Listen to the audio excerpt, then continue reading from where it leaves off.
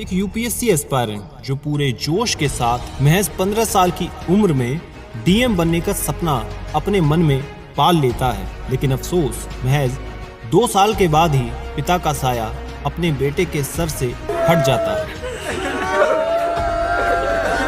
और घर की पूरी जिम्मेदारी इस लड़के पर आ जाती है। अब पढ़ाई करे या फिर घर की जिम्मेदारी संभाले, आखिर कैसे पूरा होगा इसका डीएम बनने का सपना? आखिर कैसे पूरा होगा इनके माँ बाप का अधूरा सपना? तो आइए जानते हैं इनकी अधूरी कहानी। और मैं गारंटी के साथ कहता हूँ कि इस कहानी को सुनने के बाद आप अपने लाइफ में सफल जरूर हो जाओगे। तो चलिए इस कहानी को शुरू करते हैं। राकेश नाम का एक लड़का जो एक छोटे से गांव से बिलोंग करता था। पापा किसान थे और माँ दूसरों के घर में काम किया करती थी। राकेश की उम्र करीब 15 साल की थी और अभी हाई स्कूल की पढ़ाई कर रहा था। इधर पूरे देश में विकास हो रहा था, लेकिन उसके गांव में नहीं हो रहा था और इसका कारण उसके गांव के ही कुछ अधिकारी थे। उनके कारण ही गांव की सड़कें नहीं बन पा रही थी।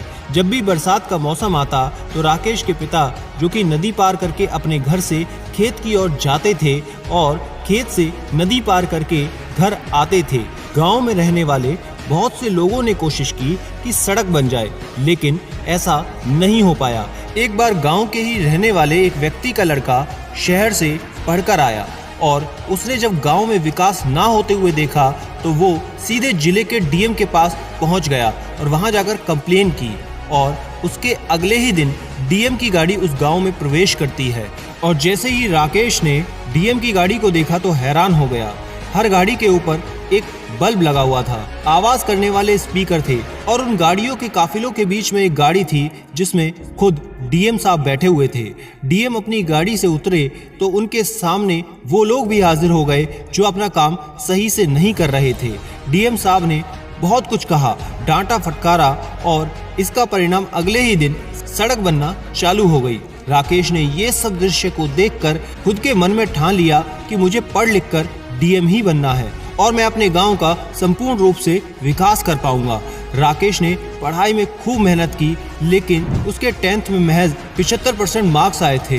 फिर भी उसने हिम्मत नहीं छोड़ी। वो अगली परीक्षा की तैयारी करने लगा और दिन रात कड़ी मेहनत के बाद राकेश ने 12th में 90% मार्क्स हासिल किए। लेकिन फिर भी वो ना ही खुश था और ना ही उदास। अभी वो कॉलेज में जाने वाला ही था कि उसके पिताजी का एक पैर एक दुर्घटना में खराब हो गया, जिसे देखकर राकेश अंदर से टूट गया, क्योंकि अब उसके कंधों पर घर की जिम्मेदारी आ गई। अब ना तो पढ़ने के लिए बाहर जा सकता था और ना ही अपनी जिम्मेदारियों से भाग सकता था।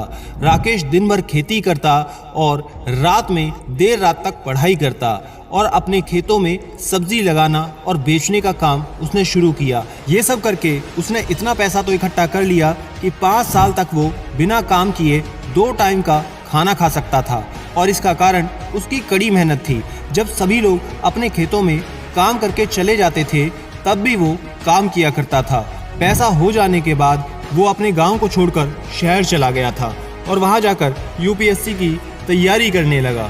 लेकिन वो कहते हैं ना कि सफलता मिलना इतना आसान नहीं होता।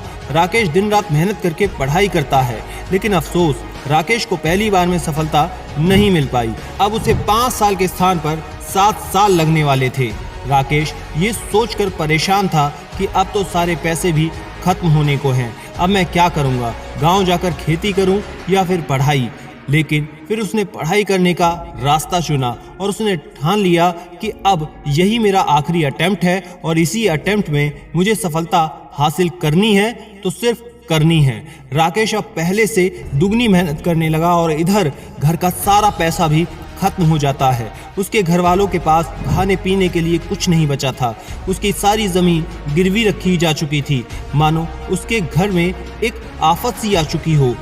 एक दिन राकेश के गांव में फिर से कुछ गाड़ियां आती हैं और ये गाड़ी राकेश के दरवाजे पर रुक जाती है और उसी गाड़ी से उतरता है राकेश और अपने माता पिता के पैरों को छूता है।